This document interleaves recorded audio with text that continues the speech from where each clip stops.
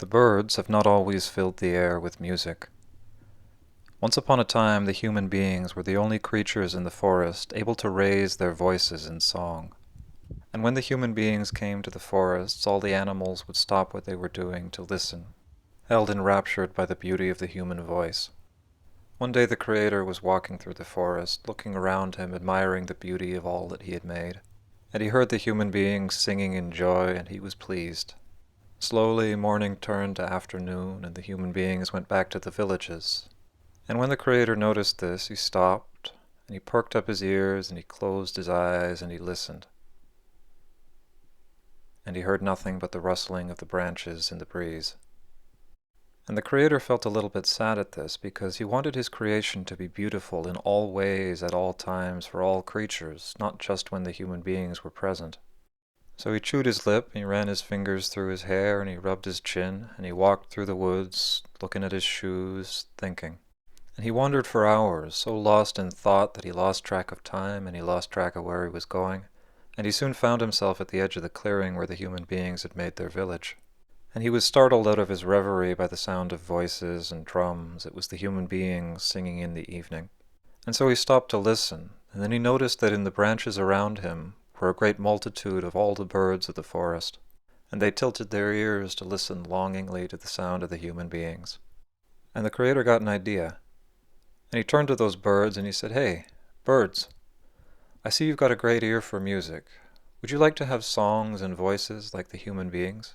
And the birds all turned to him in excitement. "Oh, yes, yes, yes, thank you, thank you." And the Creator smiled and he said, "Okay then, I will grant your wish. But first, you must fly out to the four corners of the earth to tell all the other birds so that there are none who are forced to go without a song. Once this has been done, you will meet me at my hill at the end of the month, and I will give you your songs." And the birds, they flew out to all the corners of the earth, excited to tell their cousins. And the Creator, he walked back to a hill, and he's thinking harder than he ever thought before. And oh heck, how am I supposed to come up with 1,000 songs in a month? Oh, got my work cut out for me. Worse still, how am I to divide these songs among the birds, because some of them naturally aren't going to be as good as the others? The month came to an end, and all of the birds across all of the world gathered together in that forest around that hill. And the human beings looking out from their village were terrified by what they saw, for the trees were no longer green with leaves, but black with feathers. And all through that month the Creator had been hard at work, and he'd come up with a great many songs, and he'd come up with a way of dividing them. For the Creator had a great love of games and competition. So he spread his arms and he said to those birds, "Birds, you are each to fly up to the sky as high as you can, and those that fly the highest will be rewarded with the sweetest songs."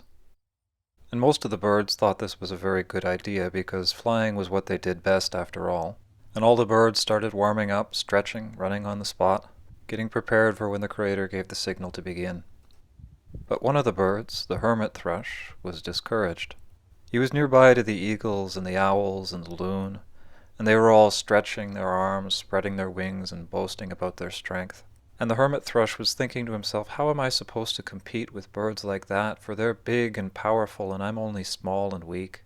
I have no chance of getting a beautiful song compared to them. I'm so small that Eagle probably hasn't even noticed I'm here. Then Hermit Thrush got an idea, and he tentatively hopped up towards Eagle. Eagle still didn't notice him. And this encouraged him, so he jumped up on Eagle's back, and he was so small that Eagle still didn't notice him. And he buried himself in the feathers of Eagle's back, and he clutched on very tightly, and Eagle still didn't notice him. Hermit Thrush was starting to feel very pleased with himself, but then the Creator stood up, and he spread his arms, and he spoke 3 words. Ready, set, go. And as one, all the birds in the forest took off, and the human beings grew even more scared, for there were so many that they blotted out the sun. And all the birds were flapping and pushing themselves to their athletic limits, trying to outdo one another. And the noise of all those wings beating together was like thunder. And then slowly, one by one, the birds all started to tire and fall back to earth. And the first bird to come back down was the hummingbird. His little wings and his poor little heart had to beat so quickly to keep him up in the air that he grew tired very quickly. And so the Creator gave him a very shrill, weak song, as if to say, "Wait for me, wait for me." And the next bird to come down was the blue jay.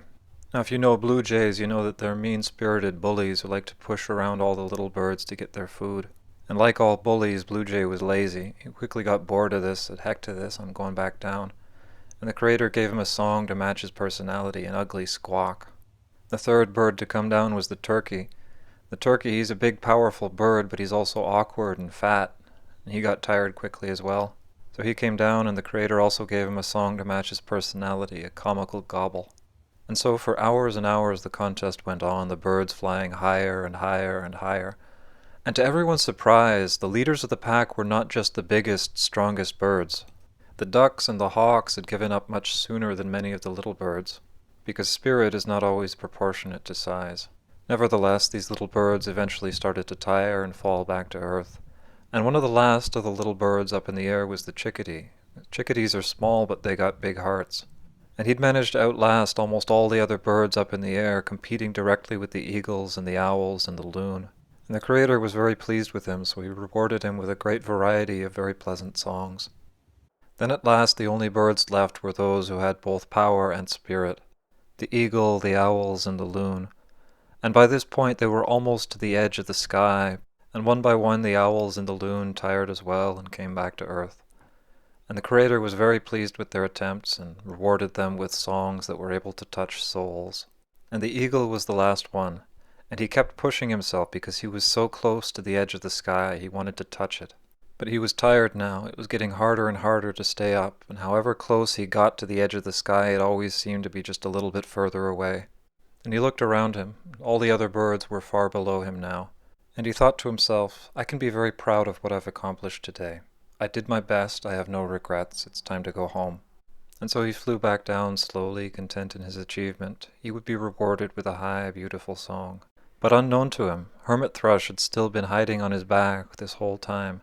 And just as he started to dive down, Hermit Thrush leapt off of his back and started flapping as hard as he could, trying to reach the edge of the sky. And he was so close now that he reached out, trying to touch the sun. And he recoiled in surprise, because now he was no longer thousands of feet in the air, now he was only a few feet above the ground. He had found the hole in the sky through which Sky Woman had fallen all of those years ago. He was in Sky World, where the Creator's family still lived.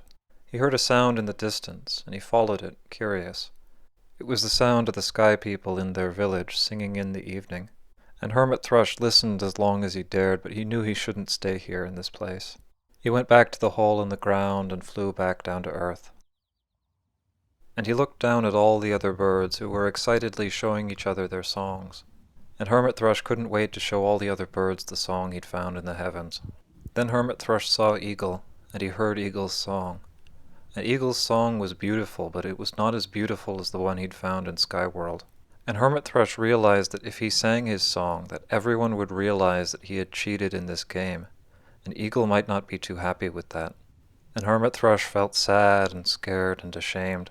And Hermit Thrush hung his head and he went off to hide in the forest.